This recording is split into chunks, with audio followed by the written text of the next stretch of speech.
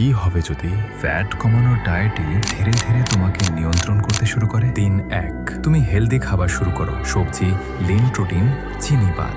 শরীর হালকা লাগে, মাথা পরিষ্কার। দিন 3, হঠাৎ ক্ষুধা বাড়ে, ক্রেভিংস থামে না, কিন্তু তুমি দমাও। এখনো মনে হয় তুমি কন্ট্রোলে আছো। দিন 7, এনার্জি কমে যায়, কম খাও, বেশি ভাবো শুধু খাবার নিয়ে, ঘুম ভেঙে ভেঙে আসে।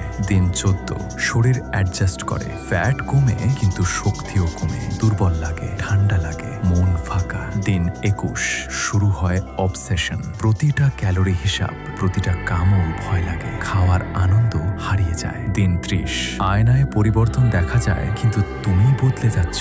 শরীর স্লিম কিন্তু মেজাজ খারাপ, মন দূরে সরে যায়। দিন 45, শরীর প্রতিরোধ করে, হরমোন কমে, মেটাবলিজম স্লো, ফ্যাট কমা থেমে যায়, ভয় বাড়ে। দিন 60, তুমি আরো চাপ দাও, আরো কম খাও, শরীর সিগন্যাল বন্ধ করে দেয়, ফ্যাট না আরো কিছু হারাচ্ছ।